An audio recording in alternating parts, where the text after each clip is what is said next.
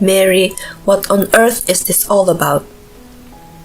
The loudest voice echoes through the house today. My name is Mary. I'm a housewife living with my in-laws. I quit my job when my husband and I got married. I have to take care of my grandmother-in-law, so I have to live with my parents-in-law. The voice at the beginning is Judy's, my mother-in-law.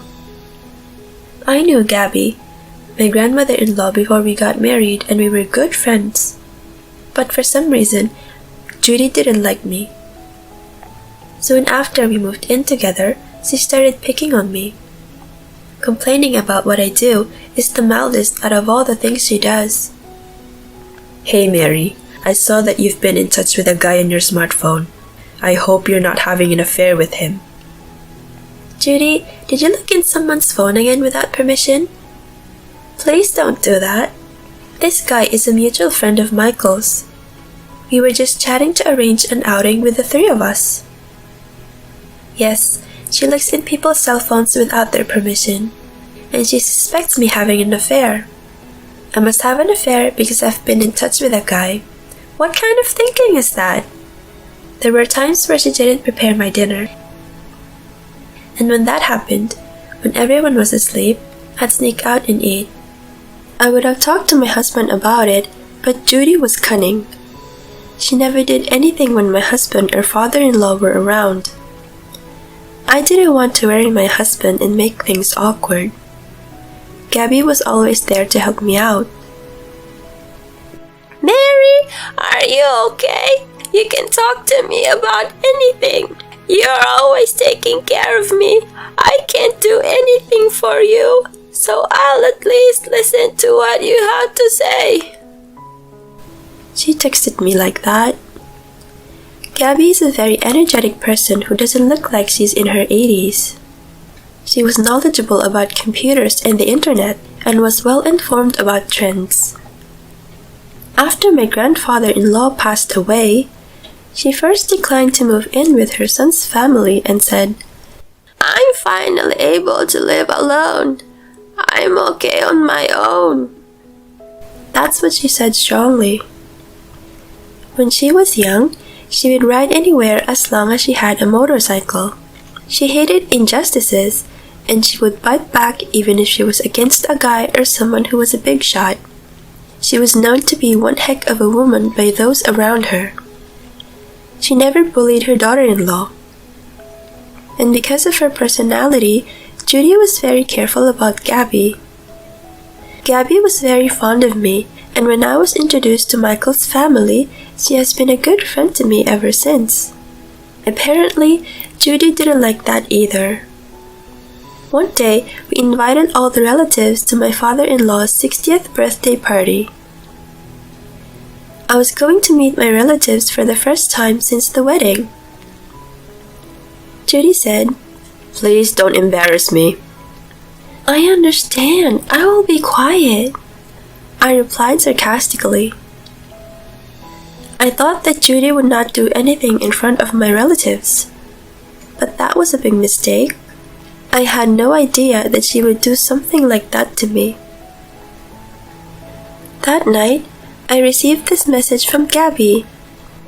Tom loves cake. Before he went to elementary school, I made him cake once.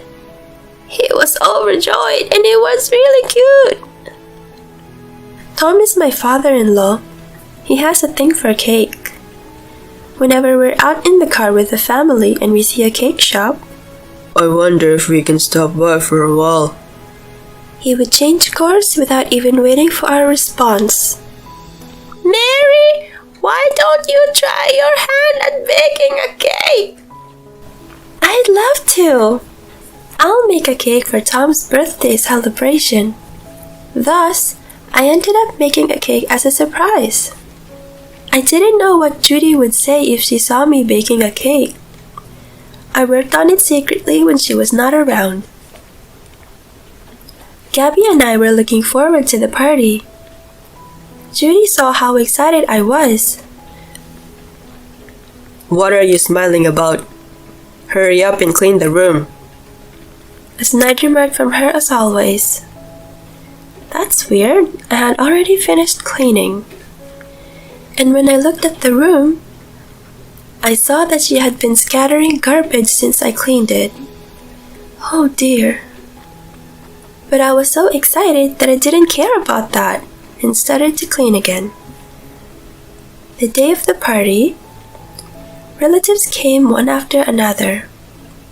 Tom was dressed more fashionably than usual. Thank you for coming all your way for me. He was shyly talking with his relatives. Michael was smiling at the scene. He said, I don't think I've seen him that happy in a long time. Tom looked so happy. As for Judy, she glares at me when no one else is looking. I don't know why she's so fixated on me. I'm sure she's looking at the contents of my phone again, being suspicious. I hope she doesn't completely misunderstands anything. That's what I thought. The dinner progresses. At last, it was time to serve the homemade cake. Here's the cake to celebrate your 60th birthday, Tom! All the relatives applauded. Mary, did you go to all the trouble of making this cake? Thank you for the beautiful cake. That's what Tom said to me. No, this is... Just as I was about to say that, Judy intervened. Oh my God! Don't put out dog food. It's so embarrassing. Take this! She shouted and threw the cake away. A hush fell over the place. Everyone there was stunned by her behavior. Who would have thought that she would throw away the cake? Gabby looked so sad. This cake is a failure. She made it with a woman I don't even know. I just tasted it and it tasted weird. You'll get a stomachache if you eat something like this. My anger reached its peak. Judy, what are you doing? This is a homemade cake Gabby made for your husband. What? Judy's face turned pale. The cake I made is the tiramisu over here. I was supposed to bake this cake, but I just couldn't get it right. So Gabby made it for me on short notice. Huh? You're lying. What do you mean? It means that I made that cake you threw away. But this is from a friend of Mary's. She made it with some freakish lady whose name is Charming Kitty or something like that. That Charming Kitty is me. Judy turned blue and completely froze. Not only Judy, but also Tom, Michael, and the relatives. They were so stunned. Actually, Gabby is a fan of cartoons in anime as well, and she loves cute characters, and she set her name on the message app as Charming Kitty. The icon is also a cute cat character. The language she uses when messaging is very modern. She also uses a lot of emojis, so Judy must have thought of her as my female friend. I knew I couldn't let this opportunity pass me by. I mean, you looked at the contents of my phone again, didn't you? Oh, no. Ignoring Judy's attempts to make excuses, I continued. You're doing silly things to Mary, who came to marry into our family? Gabby said quietly. Judy shuddered. For the first time in my life, I saw someone who was truly fearful. No. What do you mean by no? No one could stop Gabby from doing this. Michael and Tom knew nothing about it, so they looked shocked. Since Gabby's icon and name on the message app are very girly, Judy must have misunderstood that I was going to make a cake with my female friends. So you threw it away. But Gabby went to all the trouble of making a precious cake for Tom. What have you done? No, I'm sorry about that, Gabriella. Judy started crying and apologizing to Gabby. I told you, didn't I? I don't want people who do foolish things like bullying in my family. I don't need that. Apologize to Mary before you apologize to me. If I was not the one who made this cake, you would not have cared even if you threw it away, right? That's what Gabby said, and Judy was gnashing her teeth. Judy looks at Tom. Mom is right. You should apologize. Tom is angry too. Michael, who didn't know anything about it, bowed his head, apologizing for not noticing the bullying.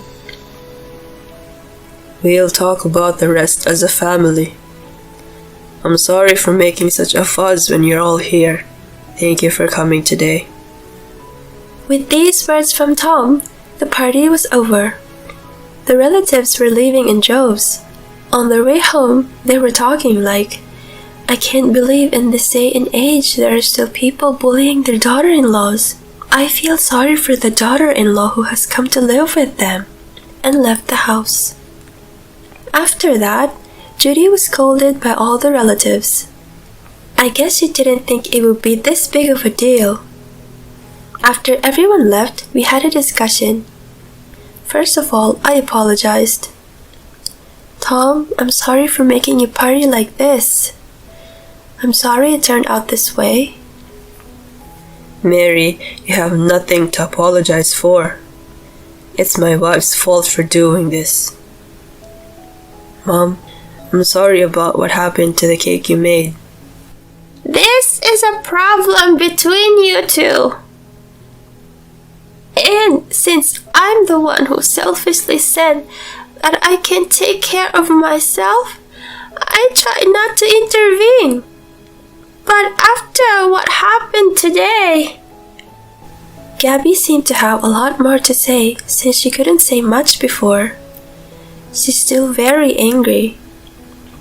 Judy couldn't say anything back. She just looked down. I'm sorry I didn't notice anything, and I'm sorry I couldn't help you. I saw how sorry Michael was, and I forgave him. You were going through a tough time. I told my low-spirited husband. I myself was fighting back against Judy's snide remarks. It wasn't that damaging, so let's just leave it at that. Thank you. Your grandmother has been very supportive, so I'm fine. But from now on, if you also have any problems, tell me, okay? I said, smiling. He said, of course. I glanced at Gabby. She winked and grinned at me. As we were talking, I heard that Tom scolded Judy severely. Tom apologized afterwards. Judy was reluctant to do so, but Tom insisted that she apologize to me and said, Mary, I'm sorry for harassing you until now. From now on, I won't let you do the housework all on your own. I'll do some myself. Please forgive me. Now that she said that, I can't forgive you right away. Oh no, but I apologized. From now on, including housework, if you cooperate with me in various ways, I'll consider your apology positively. I understand. Thus, the battle between mother-in-law and daughter-in-law in my family ended with my complete victory. After that, Judy changed like a different person. She used to be a lazy person, but now she does the housework quickly and efficiently. She also started helping me take care of Gabby. Of course, my meal was always prepared too. I heard that she went to apologize to the relatives who attended the party. Gabby, Judy has changed, hasn't she? She started helping me in various ways. One day, I spoke to Judy.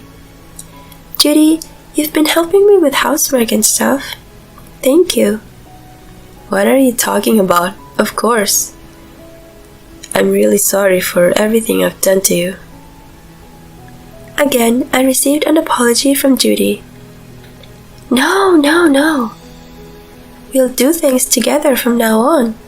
I'm looking forward to working with you, I said, and she nodded with tears in her eyes, and we laughed together.